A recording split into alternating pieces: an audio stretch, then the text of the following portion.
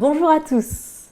J'ai le plaisir de vous retrouver cette semaine pour une nouvelle étude en compagnie de nos invités et pasteurs.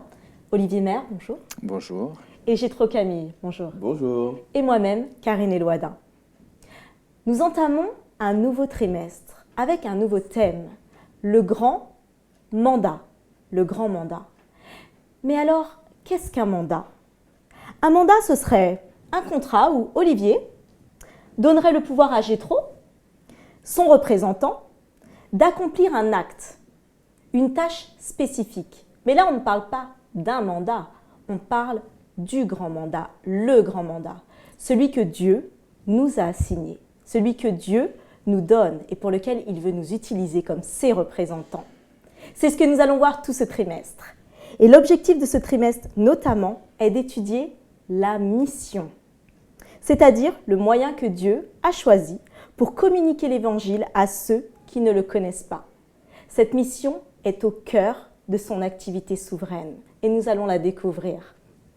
Alors, je vais inviter sans plus tarder Olivier à prier avec nous. Vous voulez bien? Volontiers. Seigneur notre Dieu, nous te remercions parce que effectivement, dans l'amour que tu portes à chaque être humain, tu as confié aussi à ton Église une mission particulière, un mandat.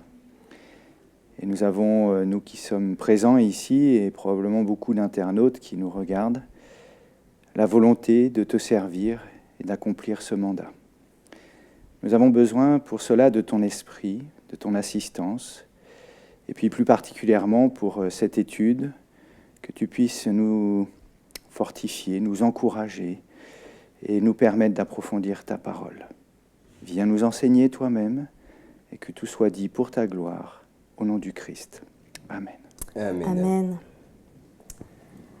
Alors cette semaine, plus particulièrement, nous avons un sujet, la nature missionnaire de Dieu. Et pour cela, je vais me tourner vers vous, messieurs, pour vous demander votre avis personnel. Quand vous entendez la nature missionnaire de Dieu, qu'est-ce que cela vous évoque?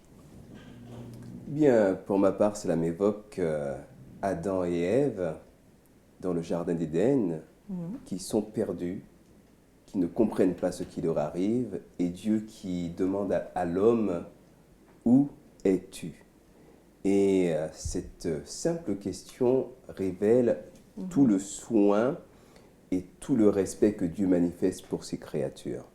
Il pourrait simplement, par son omnipotence, soulever Adam et Ève et leur demander « Mais alors, qu'est-ce que vous avez fait? Je vous y prends ?» Il pourrait simplement pénétrer leur cerveau et changer leur conscience. Au lieu de cela, il vient à leur niveau et il leur pose, lui qui est omniscient, une question qui est à leur niveau. Où es-tu? Je te cherche. Et où es-tu? Je te cherche porte un message extraordinaire. C'est je te cherche, j'ai envie que tu sois là, je ne peux pas me passer de toi et je ne vais pas t'imposer ma présence, je vais te laisser le soin de te présenter toi-même devant moi. Voilà la première chose que m'évoque Dieu missionnaire. Dieu à la recherche. Olivier? Dans le prolongement, je dirais que c'est la nature même de Dieu, parce que son amour l'amène avec passion à essayer d'entrer à nouveau en contact avec l'être humain. À cause du péché, nous avons été coupés, la relation qui existait entre Dieu et l'être humain est terminée, et Dieu va mettre tout en œuvre pour tenter de renouer cette relation. Et donc c'est pour moi la preuve de son amour, sa passion pour nous, et on trouve tout au long de la Bible, finalement, cette volonté de Dieu. Alors juste un peu après cette question, Dieu va passer à l'acte, on va dire, puisqu'il va lui-même habiller Adam et Ève, et symboliquement, on connaît la portée de cet acte, qui consiste justement à dire il va y avoir un substitut qui va faire le travail à votre place, et on sait que ce substitut, c'est Jésus-Christ, en fait. Et on voit cette volonté de Dieu au travers de l'histoire du peuple d'Israël, quand Dieu dit à Moïse, vous allez me faire un sanctuaire, je vais habiter au milieu de vous. On pourrait même dire en dedans de vous, tellement Dieu veut être présent, tellement il souhaite être en relation avec nous. Et donc ça passe par ce sanctuaire qui lui aussi porte une leçon de substitution, puisque l'animal qui est sacrifié, eh bien, il me remplace, il nous remplace. Et puis on en arrive à ce qui est le plus extraordinaire, c'est-à-dire Dieu lui-même, en Jésus-Christ, son Fils, qui vient sur cette terre et qui se donne à notre place. Et je crois donc que c'est le cœur même, finalement, de l'œuvre de Dieu pour nous. Alors, c'est pour ça qu'on peut l'identifier facilement à sa nature, la nature de Dieu qui consiste justement à essayer par tous les moyens possibles, les moyens d'amour, de retrouver cette relation avec l'être humain. Vous avez déjà été bien loin dans notre leçon, mais il y a d'autres questions. Et vous l'avez bien évoqué. Vous avez fait cette transition avec Dieu, l'homme, justement. Et nous allons nous interroger sur cette nature de l'homme. Dans Genèse 1, 27. Prenons Genèse 1, 27. Et Genèse 1, 27 nous dit « Dieu créa l'homme à son image. Il le créa à l'image de Dieu. Il créa l'homme et la femme. » À son image. C'est un verset qui est parfois mal compris et parfois aussi mal expliqué. Quand on parle d'image, on parle souvent de caractère. Mais alors, vous avez un caractère, Olivier, Jétro, vous avez un caractère, et j'ai un autre caractère. Alors, qu'est-ce que réellement cette image de Dieu ? Alors, une des problématiques, c'est d'essayer de faire ce qu'on appelle un anthropomorphisme, c'est-à-dire de partir de l'être humain pour imaginer comment Dieu peut être. Et en fait, c'est comme si on a une statue devant nous et qu'on essaye d'imaginer quel a été justement ce qui a permis la création de la statue. Or, on ne sait pas le travail qui a été effectué, on n'a pas le modèle non plus de cette statue. Donc il y a un piège, c'est piégé au départ, on peut difficilement remonter à Dieu finalement. Par contre, il y a dans cette statue un certain nombre d'éléments qui manifestent qui est Dieu. Et il me semble que le fait d'être créé à l'image de Dieu, à sa ressemblance, nous dit le texte, c'est posséder en soi les attributs qui viennent de Dieu, à savoir sa capacité à aimer, sa capacité à pardonner, son aptitude à être bon, à être doux, à être miséricordieux, etc. Et c'est pour ça qu'on en arrive à l'étape suivante, à parler du caractère. Parce qu'effectivement, ce caractère définit qui nous sommes. Et donc on part de Dieu, on en arrive à l'être humain, mais on ne peut pas faire remonter dans l'autre sens finalement. Et c'est là, à mon avis, qu'il y a un piège. Oui, ce n'est pas parce que l'homme a été créé à l'image de Dieu que Dieu est à l'image de l'homme. Tout à fait. D'ailleurs, lui-même va le dire dans Jérémie 23, verset 23. Il va remettre un peu de distance parce que parfois l'être humain devient trop familier, a un peu trop l'impression d'être avec un ami, un copain, voire un pote, entre guillemets, avec Dieu. Et il dit dans Jérémie 23, verset 23, « Ne suis-je un Dieu que de près, dit l'Éternel, et ne suis-je pas aussi un Dieu de loin? Quelqu'un se tiendra-t-il dans un lieu caché sans que je le voie? Ne remplis-je pas, moi, les cieux et la terre, dit l'Éternel. » Ce qui montre bien qu'évidemment, la Bible étant un livre qui se met à notre niveau, tout comme Dieu vient se mettre dans le Jardin d'Éden, par tous les messages prophétiques, par l'incarnation, il vient à notre niveau. C'est chronique, c'est répétitif chez Dieu, c'est systématique. Il vient à notre niveau. Il ne s'impose pas dans sa réalité qui est tout à fait impossible à appréhender pour nos esprits étriqués, obscurci de plus par le péché, mais il vient à notre niveau et il explique des choses qu'on est susceptible de saisir plus ou moins dans le but de nous mettre en avant, de nous mettre en mouvement, spirituellement parlant. Alors c'est important d'avoir précisé cette notion et merci, parce que nous allons passer à un autre texte, Acte 17, verset 28. Ce texte, nous allons le mettre en parallèle avec ce que vous venez de nous expliquer sur cette image de Dieu qui est bien celle venant de Dieu et non pas celle que reflètent les hommes pour l'associer à Dieu. Et donc, Acte 17, verset 28 nous dit « Car en lui, Dieu, qui est précisé au verset 24, nous avons la vie, le mouvement et l'être. C'est ce qu'ont dit aussi quelques-uns de vos poètes. De lui, nous sommes la race. » La race. Le mot d'origine ici, en grec, c'est génos, qui vient de sa descendance, sa parenté. Ça vient aussi du verbe ginomai, qui veut dire devenir, amener à l'existence. Alors, être de sa race, de sa descendance, devenir, quelle implication pour nous ? Bien, j'ai une passion pour la musique baroque et en particulier pour un auteur qui est considéré par tous les mélomanes comme l'auteur sacré par excellence, Jean-Sébastien Bach. Oui. Et quand j'écoute la musique de Jean-Sébastien Bach et que je considère les affirmations bibliques comme quoi tous sont péchés, tous sont privés de la gloire de Dieu, je me dis, qui peut être le Dieu qui a créé cet auteur qui, malgré le péché, arrive à transcender notre nature et est sans cesse être dans l'élévation spirituelle. C'est une musique vraiment qui vous élève spirituellement, c'est une musique absolument extraordinaire. Alors, nous sommes de la race de Dieu, je crois que c'est cela. C'est-à-dire que j'ai 3 fils, Cléo, Isaïa et Adriel, qu'on les regarde, tous les 3, on voit qu'ils sont frangins. On voit qu'ils sont frères, ils se ressemblent, ils sont... Et puis quand on les regarde de profil, ils ont un peu le nez de papa. Voilà, il y a des choses qui évoquent leur parenté entre eux et la filiation. Pareil pour Jean-Sébastien Bach et puis pareil pour chacun d'entre nous. C'est ce que nous sommes appelés. Nous sommes appelés à refléter par notre style de vie, par notre état, notre filiation avec Dieu de telle manière que les gens, en nous regardant, ne nous voient pas nous, mais voient qu'au-delà de nous, il y a quelqu'un, il y a quelque chose, une entité qui est bien plus vaste, bienveillante, Jésus-Christ. Merci, oui. Je crois qu'on trouve là, finalement, dit autrement, mais le projet de Dieu. C'est-à-dire qu'on a évoqué la séparation qu'a provoqué le péché entre Dieu et les êtres humains. Donc on est devenus des fils, mais des fils de la perdition quelque part. On n'est plus dans cette relation avec Dieu. L'objectif de Dieu, c'est nous adopter à nouveau. Et on pourrait dire que, quelque part, quand on vient au Seigneur, quand on décide de se faire baptiser, de s'engager pour lui, c'est un peu comme s'il nous donnait une nouvelle carte d'identité. Et c'est écrit sur cette carte, voilà, tu es mon fils, tu es ma fille. Oui. Et donc, quelque part, on reconnaît que tout vient de lui et que cette lignée, parce que c'est aussi une traduction possible de ce mot généalogie finalement, qui va, génos, que tu évoquais tout à l'heure, va montrer le type de relation que Dieu voudrait vivre avec chacun de nous.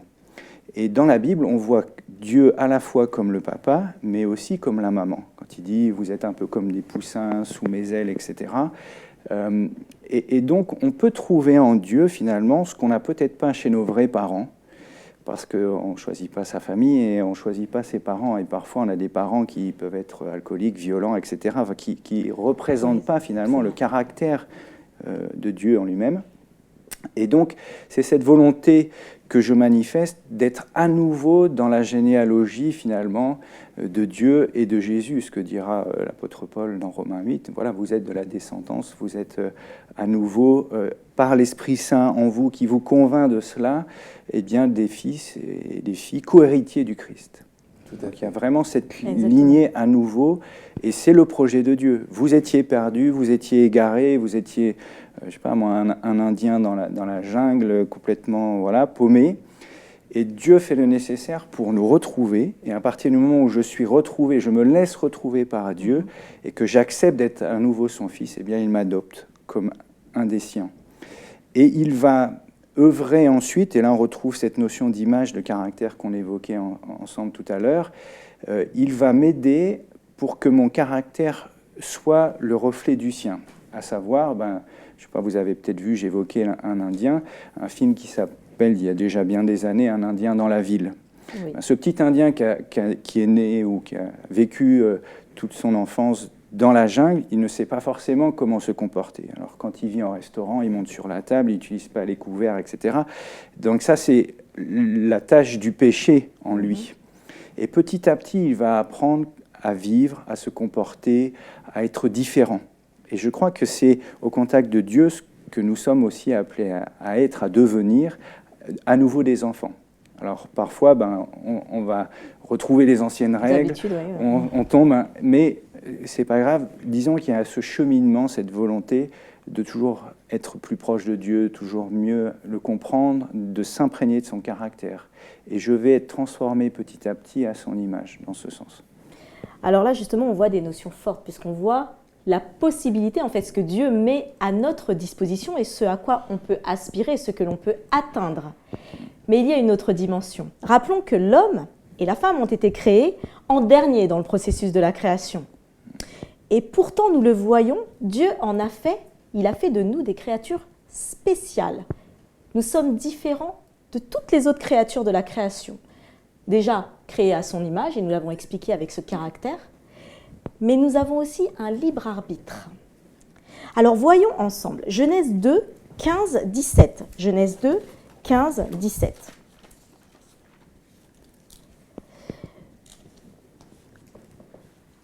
Alors sans le relire, je vais juste vous poser directement la question. À la maison, vous pouvez regarder Genèse 2, 15, 17. Dans ce passage, Dieu a mis dans le jardin d'Éden ce que j'appellerais un arbre test, l'arbre de la connaissance du bien et du mal. Et il a dit à Adam et Ève qu'ils ne devront pas manger de cet arbre. S'ils mangent le fruit de cet arbre, ils mourront. Pourtant, Dieu les a créés à son image avec un libre arbitre. Ils ont le choix, il leur laisse le choix. Mais si vous le mangez, vous mourrez. Alors, vous l'avez dit Olivier, puisque Dieu, et vous l'avez dit Jétro aussi, Dieu ne s'impose pas à nous.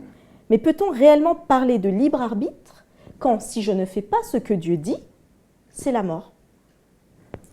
Je crois qu'on peut encore moins parler de libre arbitre quand je n'ai aucune possibilité de ne pas faire ce que Dieu dit. C'est vrai. Donc, Voilà. Il y a plusieurs degrés dans la liberté. La liberté, c'est un mot certainement très usité, galvaudé, surévalué. Mais effectivement, on ne peut pas parler de liberté absolue s'il y a la mort à la fin de mon choix. Encore que la mort est un choix. Oui.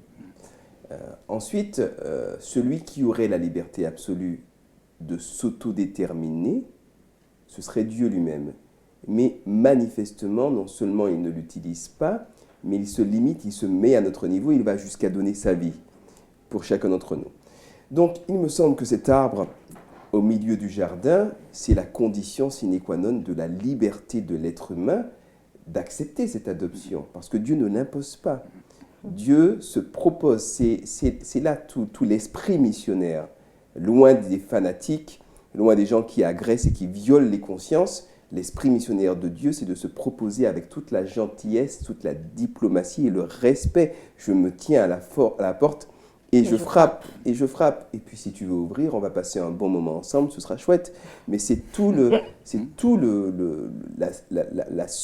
la puissance missionnaire de Dieu. Elle réside dans cette subtilité, dans ce murmure doux et léger qui vient parler à nos cœurs, la bonne odeur du Christ qui monte à nos narines et qui nous donne envie, mais qui à aucun moment ne nous contraint. Oui. Et s'il n'y a pas cet arbre dans le milieu du jardin, il n'y a pas de liberté. Oui, oui. Pour prolonger cette pensée, il me semble que c'est à la fois un moyen d'exprimer la liberté, et donc l'amour, et la responsabilité d'Adam et Ève, et donc de l'humanité finalement. Parce que est-ce que j'ai envie ou pas de rester dans cette dépendance vis-à-vis de Dieu? Et moi j'y vois aussi un moyen que Dieu a mis en place pour protéger Adam et Ève.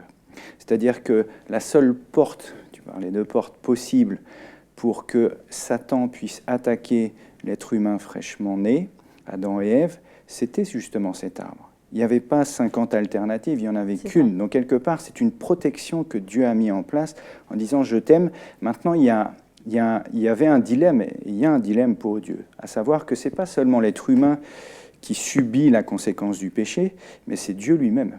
C'est-à-dire à partir du moment où il a créé toutes les créatures dans le ciel, etc., sur la terre, et que parmi ces créatures, il y en a une, et ça reste un mystère, qui est Lucifer, qui s'est rebellé contre lui, justement parce que c'est la liberté de chacun de se rebeller contre Dieu, malheureusement avec toutes les conséquences que ça peut impliquer, eh bien, Dieu se retrouve lui-même accusé, à tort, d'être un Dieu. Et quand on lit les chapitre 3, dans le dialogue qu'il y a entre le serpent, donc Satan, et Ève, Dieu a-t-il réellement dit? Entendu, est-ce que sa parole est fiable? Est-ce que c'est pas un peu menteur?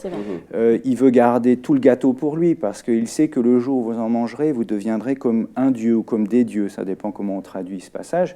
Mais ça veut dire quelque part, il veut garder quelque chose, il n'est pas honnête. Enfin, vous voyez, tout ce que Satan va insinuer, finalement, c'est Dieu lui-même qui est accusé. Et quelque part, il fallait qu'il puisse montrer aussi que l'amour repose sur une vraie liberté. Et si je n'ai pas une voie A et une voie B, je ne peux pas choisir. Alors même si la voie B amène à la mort, il y a cette nécessité. Et de toute façon, nous savons que sans Dieu, il n'y a pas de vie. Oui. Et dans Deutéronome 31, Dieu dit, voilà, je mets devant toi deux chemins. D'un côté, il y a la vie, d'un côté, il y a la mort, d'un côté, il y a le mal, d'un côté, il y a le bien. Choisis la vie, c'est quand même ce vers quoi Dieu voudrait que nous puissions tendre. Maintenant, si on ne veut pas, comme le disait Jéthro, Dieu est une sorte, alors ça fait peut-être sourire, mais de gentleman. C'est-à-dire qu'il va respecter au plus profond, même si ça l'attriste, même s'il voudrait qu'on fasse autrement et qu'on prenne une autre décision, eh bien les choix que nous posons. Et ça, il le respecte, il va essayer de cheminer avec nous, il va essayer d'avancer avec nous. Et si à un moment on dit non, non, non, non, non, non, on en arrive à ce qu'on appelle le péché contre l'Esprit Saint, c'est-à-dire contre Dieu lui-même qui peut plus, parce que derrière la porte où lui il frappe, la porte de notre cœur, eh bien on a mis tellement de choses qu'on n'entend même plus le son de celui qui frappe. Parce qu'on a mis, il y a plein d'autres idoles ou notre propre orgueil qu'on a placé derrière, puis on est devenu complètement sourd. Et à ce moment-là, Dieu ne peut plus rien faire. Mais je crois qu'il y avait donc ce besoin, cette nécessité, même si on aurait préféré qu'il n'y ait pas, parce que ça aurait évité tout ce qu'on connaît comme catastrophe aujourd'hui, et la mort, eh bien, il y avait cette nécessité de ce choix possible, avec toutes ses conséquences. Et malheureusement, à Adam et Ève, on dit, nous, on va choisir la mauvaise voie. Mais Dieu, malgré tout, a su proposer une solution, rattraper, et c'est toute la mission qu'il essaye d'accomplir à travers nous. Alors c'est très bien ce que vous dites, parce qu'on va justement voir dans ce processus, parce qu'on a vu en fait le choix que Dieu nous propose, on a vu aussi le résultat, comme vous le disiez aussi Olivier, si on ne suit pas ce choix. Mais dans le monde dans lequel nous vivons, nous avons une panoplie de choix quand même. Et il y a un texte que nous allons lire ensemble, 1 Jean 2, versets 15 à 17. 1 Jean 2, versets 15 à 17. Texte très important parce que souvent, c'est un texte qui nous est répété. Et il est important ici que nous puissions le voir. Et nous allons le mettre en lien avec un autre texte aussi, donc suivez bien, vous qui nous regardez. Verset 15. « N'aimez point le monde, ni les choses qui sont dans le monde. Si quelqu'un aime le monde, l'amour du Père n'est point en lui.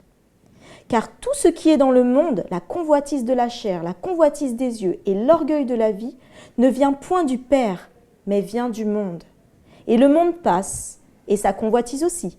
Mais celui qui fait la volonté de Dieu demeure éternellement. » Alors, je vais vous poser une question.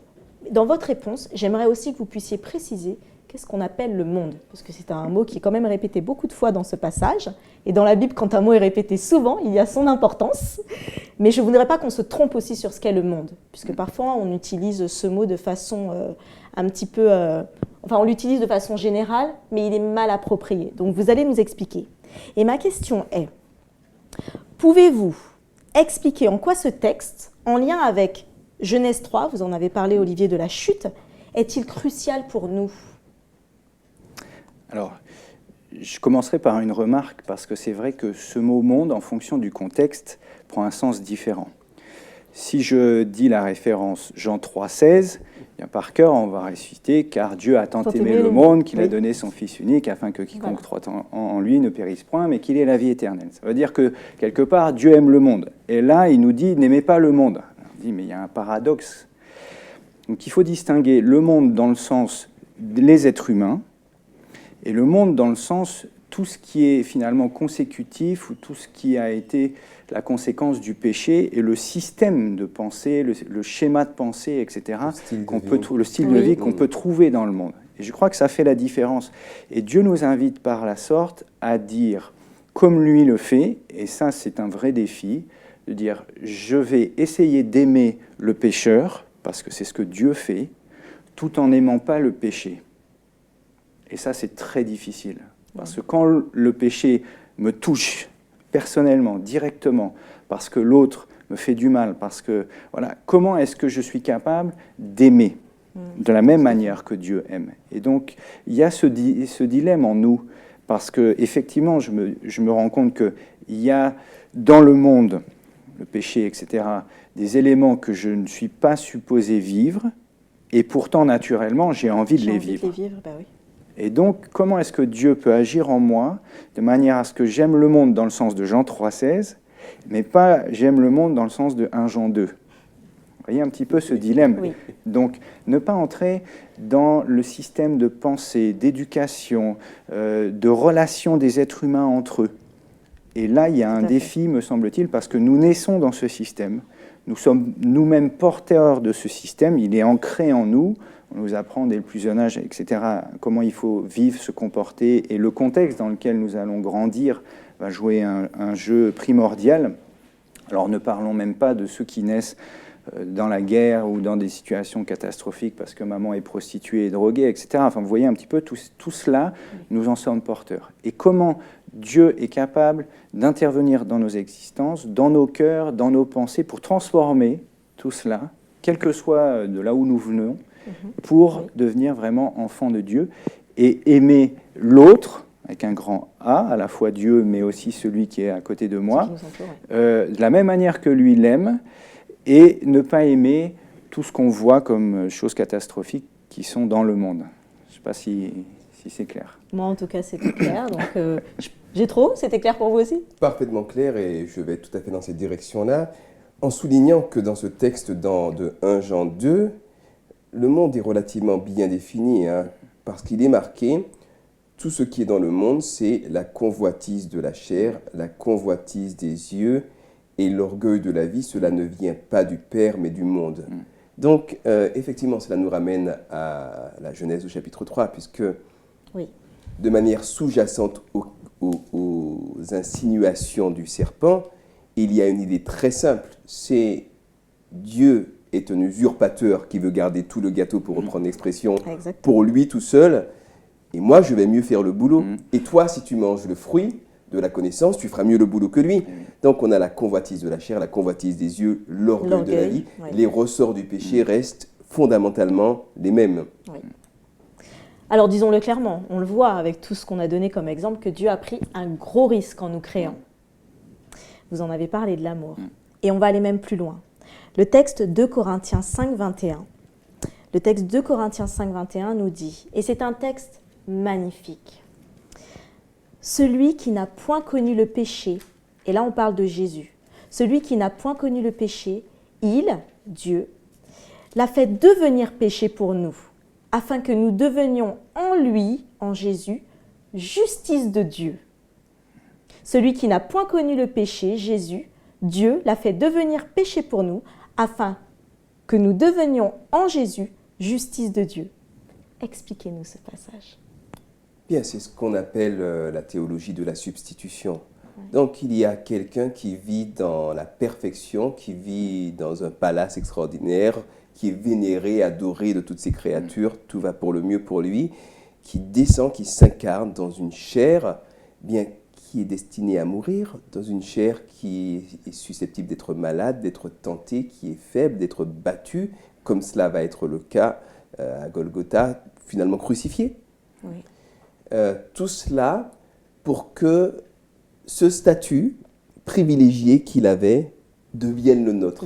Et que nous passions de notre condition de condamnés dans les couloirs de la mort, si j'ose dire, à ceux et celles de princes et princesses du royaume co-héritiers. Ce passage de Romains 8 est magnifique, puisqu'il nous dit que nous avons reçu un esprit d'adoption, et cette adoption, elle a un prix qui est porté par Jésus-Christ. Alors c'est vraiment intéressant pour moi à titre personnel, parce que nous vivons dans une époque où des gens sont capables, à travers des médias sociaux, de recruter des âmes faibles, des âmes fragiles, et vont les envoyer se faire sauter avec des explosifs à droite ou à gauche, ou vont les envoyer à la guerre.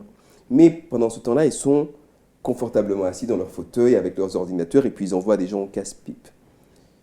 Dieu, lui, n'a pas pris ce chemin de l'idéologue qui dit « faites ce que je dis, mais ne faites pas ce que je fais ». Dieu, lui, a pris le chemin, il n'a pas fait de grands discours théologiques, il a pris le chemin le plus direct à nos cœurs, c'est-à-dire qu'il est venu marcher à côté de nous. Jusqu'à ce jour, il marche à côté de nous et il veut marcher en nous également. Mais il n'a pas fait de blabla, il est venu, il a donné sa vie pour chacun d'entre nous. Donc de ce point de vue-là, c'est un missionnaire exemplaire. C'est le seul d'ailleurs qui soit absolument irréprochable de ce point de vue. Ah oui, merci beaucoup. Olivier? Comme tu as insisté plutôt sur la première partie, le côté du péché et Dieu qui intervient par rapport à ce péché, je vais intervenir sur la deuxième partie du verset, afin que en lui nous devenions justice de Dieu. Oui. Il me semble intéressant parce que là nous avons défini finalement quel est le rôle de l'Église dans sa mission. On aurait pu prendre Tout à le verset fait. précédent qui dit « nous sommes ambassadeurs », c'est-à-dire Oui. que quelque part on est dans un pays qui n'est pas le nôtre pour représenter le pays d'où on vient. Le mandat. Dans la condition où on a accepté d'être à nouveau dans le pays de Dieu finalement. Oui. Mais il me semble que le fait de devenir justice de Dieu, ça va consister à essayer de rétablir la vérité sur qui est Dieu, lui rendre justice. C'est-à-dire que, comme on l'évoquait tout à l'heure, dans Genèse 3, Satan essaye de critiquer Dieu, de quelque part le fait passer pour qui il n'est pas. C'est l'image qu'on a généralement d'habitude. Il y a même cette fameuse phrase, cette question que certains se posent, mais qu'est-ce que j'ai bien pu faire au bon Dieu pour qu'il m'arrive tant de malheurs? Et on peut relire le texte de Job, par exemple. Qu'est-ce qu'il a bien pu faire au bon Dieu pour qu'il lui arrive tant de galères? Quelque part, la mission de l'Église, à partir du moment où j'entre dans ce grand mandat de Dieu, va consister à rétablir la vérité sur Dieu, à lui rendre à la justice, à dire, ce qu'on évoquait tout à l'heure aussi, qu'il est justice, qu'il est amour, qu'il est pardon, qu'il est miséricorde, et qu'il n'est pas ce Dieu méchant, despotique, tyrannique, etc. On peut trouver tout un tas de qualificatifs tels que Satan voudrait bien le faire passer. Et donc on trouve défini ici à la fois la mission de Jésus qui est venu lui-même, et il a tout quitté, et il a tout laissé, et puis il n'est pas venu sur terre, on pourrait rajouter, vivre dans un petit palais avec plein de gens pour le servir, etc. Il dit lui-même, le Fils de l'homme n'a même pas un endroit où poser sa tête, oui. donc Oui, il n'avait c'est rien. vrai. Et il est venu être l'exemple suprême du service aussi, parce que quand il nettoie les pieds de ses disciples, etc., il est vraiment dans un schéma. Là, on retrouve le côté du monde qui n'est pas le même que nous. Et à partir de là, si j'intègre ces éléments dans ma vie, je vais essayer autour de moi de rétablir finalement la perspective que les gens peuvent avoir de Dieu, quand bien même ils considèrent qu'éventuellement il existe. Parce qu'aujourd'hui, c'est plutôt de dire qu'il n'existe pas du tout. C'est vrai. Et donc, comment je vais pouvoir transmettre ce message d'amour de Dieu en disant à celui qui est mon voisin, mais tu es aussi un fils, une fille de Dieu potentiel, parce que Dieu t'aime autant qu'il m'aime, etc. Comment je rétablis qui est Dieu? Et il me semble que c'est une part de la mission, finalement, que Dieu nous a confiée. Alors, avec tout ce que vous nous avez expliqué, on voit que la mission est quand même assez lourde. En tout cas, elle a ce sens, elle est lourde de sens en tout cas. Et la dernière question que j'aimerais vous poser, pour nous concrètement, parce que nos études sont avant tout pour apprendre, mais elles sont aussi transformatrices. Elles amènent des actions. Donc concrètement, je veux être missionnaire pour Dieu, et peut-être que vous aussi, vous souhaitez l'être. Qu'est-ce que je dois faire? Je crois il y a beaucoup d'éléments de réponse. Un premier élément de réponse est de prendre le temps de contempler ce que Dieu lui-même fait, à savoir se met en mouvement vers l'être humain aussitôt que l'être humain a lâché sa main. Il va vers celui qui a besoin de lui, et Jésus va reprendre ces termes de manière extrêmement claire et explicite quand il dira « L'Esprit de Dieu est sur moi, il m'a oint pour apporter une bonne nouvelle aux captifs, pour soulager les malades, pour rendre la vue aux aveugles. » Donc il y a une dimension dans l'action de Dieu qui est profondément missionnaire, de laquelle nous pouvons nous imprégner pour qu'elle nous mette nous-mêmes en mouvement. Et il y a également le fait qu'en se mettant en mouvement pour autrui et en vivant des expériences de partage, d'aide, que ce soit parce qu'il y a beaucoup de manières d'être un baume dans la vie des gens, que ce soit en écoutant quelqu'un qui a besoin d'être écouté, que ce soit en amenant à manger, là, en vivant ces expériences de foi, on peut toucher la personne de Dieu, comment dirais-je. On touche du doigt, on sent qui est Dieu et on participe de sa nature, comme le dit l'apôtre Pierre. Fondamentalement, nous sommes nés pour être participants de la nature divine. Paul dira la même chose dans Acte 17, comme nous le citions tout à l'heure. Et cela se vit en vivant comme il a vécu. Merci Gétro.